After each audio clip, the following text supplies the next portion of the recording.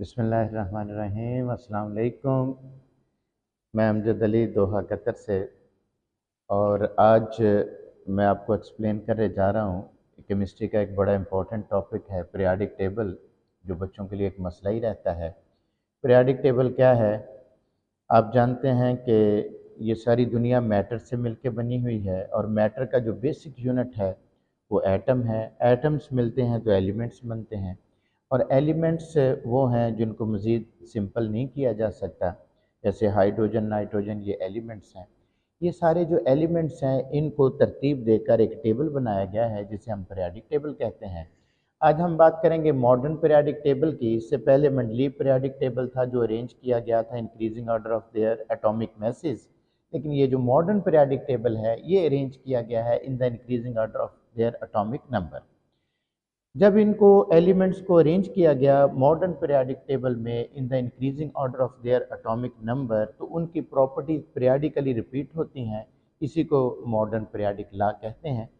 मैं आपको एक्सप्लेन करता हूँ थोड़ा सिंपल वे से इस पीरियोडिक टेबल को। पीरियोडिक टेबल में जो एलिमेंट्स हैं उनको तरतीब इन जनरल अगर देखें तो लेफ़्ट साइड जो है उस पे मेटल्स को रखा गया है, और जो राइट साइड हैं उन पे नॉन मेटल्स को रखा गया है, और मिडल में जो सेमी मेटल्स हैं या मेटलॉइड्स हैं उनको रखा गया। फिर इस पूरे पीरियोडिक टेबल में अगर आप देखें तो हॉरिजेंटल रोज हैं, इनको पीरियड्स हम कहते हैं, और वर्टिकल कॉलम्स हैं, इनको हम ग्रुप्स कहते हैं। हॉरिजेंटल रोज को अगर आप देखें तो टोटल 7 है, 1 2 3 4 5 6 एंड 7। इसका मतलब है इस मॉडर्न पीरियोडिक टेबल में 7 पीरियड्स हैं। अब मैं आपको पहले 7 पीरियड थोड़ा एक्सप्लेन कर दूं। पहला पीरियड जो है उसको हम सबसे छोटा पीरियड कहते हैं, सिर्फ 2 एलिमेंट है उसमें, हाइड्रोजन है और हीलियम है। दूसरा जो है वो भी छोटे पीरियड हैं क्योंकि उनमें सिर्फ 8 एलिमेंट हैं, 2 इधर हैं और 6 वहाँ पर हैं। ये देखें, लिथियम से शुरू होके 2 इधर और वहाँ पर फिर बाकी 6 हैं नियोन तक। उससे आगे चलें तो पीरियड नंबर 3 वो भी छोटा ही पीरियड समझा जाएगा क्योंकि उसमें भी सिर्फ 8 एलिमेंट्स हैं, 2 इधर हैं और फिर 6 वहाँ पर हैं।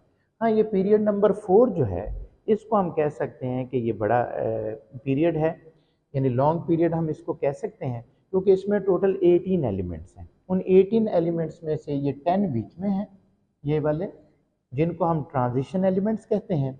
बाकी जो 8 एलिमेंट हैं, 2 ये और 6 ये, इनको हम नॉर्मल एलिमेंट्स कहते हैं। इसी तरह से अगर फिफ्थ और सिक्स की बात करें, इनको आप कह सकते हैं, हाँ फिफ्थ सेम है 4 की तरह, उसमें भी 18 एलिमेंट्स हैं जिसमें 2 ये और 6 ये, 8 नॉर्मल और बीच में 10 जो है ना वो ट्रांजिशन एलिमेंट है। हाँ, ये 6 और 7 लॉन्गेस्ट पीरियड आप इनको कह सकते हैं क्योंकि इनकी लेंथ सबसे ज़्यादा है।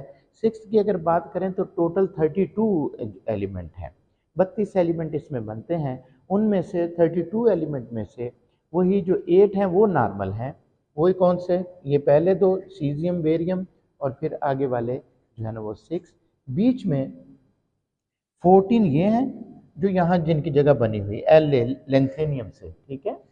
ये 14 जो एलिमेंट हैं, ये वाले एलिमेंट्स क्योंकि यहाँ पर इनकी जगह बनती है अंदर, इनको कहते हैं इनर ट्रांजिशन एलिमेंट। 14 एलिमेंट हैं, और ये जो इनसाइड हैं अगर इनको अंदर फिट कर दें तो हो सकता है आगे बाहर चला जाए पीरियड, तो उनको आउटर ट्रांजिशन कहते हैं। तो इस तरह से ये एक लेंथी पीरियड है। और आखिरी पीरियड जो है वो भी उसी तरह से लॉन्गेस्ट पीरियड उसको कहेंगे हम, और उसमें भी वैसे ही 32 एलिमेंट्स हैं। उन 32 एलिमेंट्स में से पहले 2 और आखिरी 6 यानी 8 जो है वो नॉर्मल हैं, बाकी सारे ट्रांजिशन हैं। और इन ट्रांजिशन में सेम यहाँ पर ये आ रहा है ए सी, एक्टिनियम। एक्टिनियम के आगे ये जो 14 एलिमेंट हैं इनको हम कहते हैं एक्टिनाइड सीरीज, और ये एक्टिनाइड्स के 14 एलिमेंट को यहाँ आना है, यहाँ आना है। वो तरतीब ख़राब होने की वजह से बाहर रखा है, तो इनको कहेंगे इनर ट्रांजिशन एलिमेंट, और ये जो इनसाइड हैं इनको हम कहते हैं आउटर ट्रांजिशन एलिमेंट। ये मैंने एक पीरियड का आपको आइडिया दे दिया। अब अगर थोड़ा सा आपको मैं ग्रुप्स के हवाले से एक्सप्लेन करूँ तो पूरे पीरियोडिक टेबल में हम ये कह सकते हैं कि हमारे पास जो ग्रुप्स हैं, ग्रुप्स कितने हैं? वो हैं टोटल 8 और 8 यानी 16 ग्रुप हैं। अब 16 ग्रुप में ए वाले जो हैं ये इनको, इनमें जो एलिमेंट्स रखे गए हैं उन्हें हम कहते हैं नॉर्मल एलिमेंट्स, और ये जो बीच वाले हैं बी, इनको हम कहते हैं ट्रांजिशन एलिमेंट। अब थोड़ा सा मैं आपको ग्रुप वाइज अगर बताऊं, पहला ग्रुप 1A, वो स्वाइस हाइड्रोजन के बाकी सारे उसमें जो एलिमेंट हैं वो मेटल्स हैं और इनको हम कहते हैं अल्कली मेटल्स। इन सब के आउटर मोस्ट शेल में एक इलेक्ट्रॉन होता है, लिहाजा इनकी वैलेंसी या चार्ज भी +1 होगा। और ग्रुप 2 वाले जो एलिमेंट हैं जो कि बेरिलियम है, मैग्नीशियम है, कैल्शियम है, स्ट्रोंशियम है, इनको हम कहते हैं अल्कलाइन अर्थ मेटल्स। ये सारी मेटल्स हैं, इनके आउटर मोस्ट शेल में 2 इलेक्ट्रॉन हैं और इनके ऊपर चार्ज या वैलेंसी इनकी +2 होगी। इस तरह 3 बोरोन फैमिली है, उनके आउटर मोस्ट शेल में 3 इलेक्ट्रॉन होंगे। फिर 4 carbon family, 5th nitrogen family, 5th के आउटर मोस्ट शेल में ये सारे जो हैं पूरा उनमें 5 इलेक्ट्रॉन होंगे, लेकिन इनको 3 चाहिए अपना आउटर मोस्ट शेल कंप्लीट करने के लिए, लिहाजा इनका चार्ज या इनकी जो वैलेंसी है वो -3 होती है। इस तरह इसको हम ऑक्सीजन फैमिली कहेंगे, ग्रुप 6 को।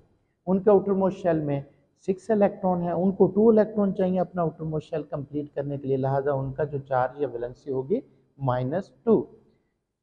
इसी तरह से सेकंड लास्ट जो है वो स्पेशल है, इनको हम हेलोजेंस कहते हैं, फ्लोरीन, क्लोरीन, ब्रोमीन और आयोडीन। और हेलोजेंस का मतलब होता है साल्ट फार्मर, क्योंकि ये अगर मेटल से मिलें तो ये बनाएंगे साल्ट्स। इन सब के आउटर मोस्ट शेल में 7 इलेक्ट्रॉन्स हैं। अब इनको एक चाहिए और अपना आउटर मोस्ट शेल कंप्लीट करने के लिए, लिहाजा इनका चार्ज जो होगा वो -1 होगा, यानी F-1, Cl-1, Br-1। आखिर में जो आखिरी ग्रुप है वो उसमें जो एलिमेंट हैं 8A, helium, neon, argon, krypton, xenon, इनके आउटर मोस्ट शेल पहले ही कंप्लीट हैं। इस वजह से इनको नोबल गैसेस कहा जाता है। शुरू में तो नर्ड गैसेस कहा जाता था, लेकिन कुछ एलिमेंट ऐसे हैं जिनके कुछ कंपाउंड डिस्कवर हो गए हैं, लिहाजा अब इनको कहते हैं नोबल गैसेस, यानी ये को ख़ास दूसरों के साथ रिएक्ट नहीं करते।